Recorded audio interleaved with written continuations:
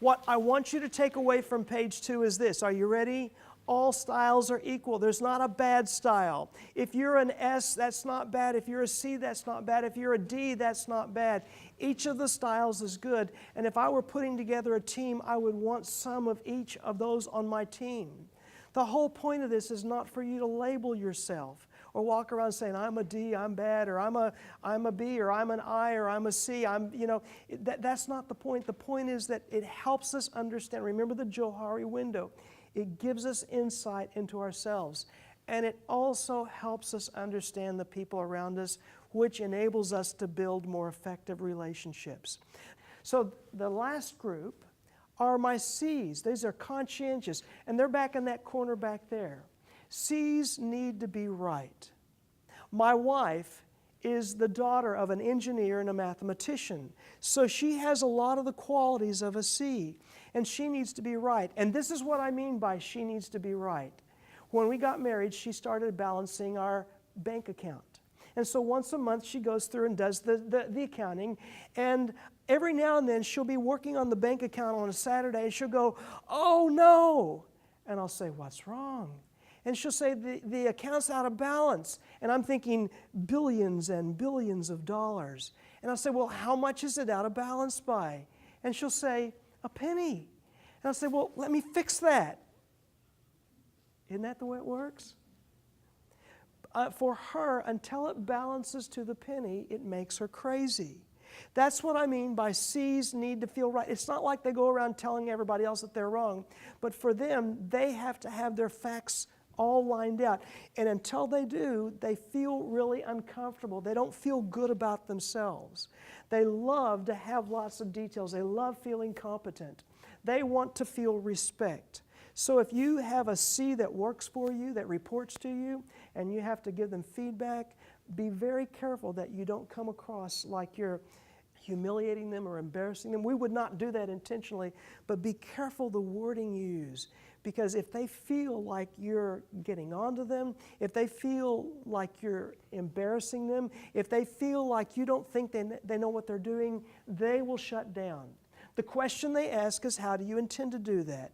How do you intend to balance those books? How do you intend to make that plane fly safely? How do you intend to build that bridge so it will hold traffic? They're all about making sure that it works, and so they're asking the question, how? Their strength is they're thorough.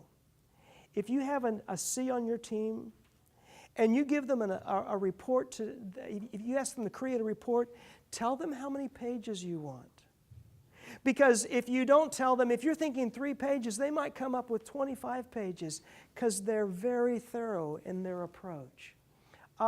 Their strength, that's their strength. Their weaknesses, if you ask them to color outside the lines or think outside the box, that is not what they enjoy doing. That makes them feel uncomfortable, and they'll say, give me some boundaries, give me the scope, give me some walls to work within.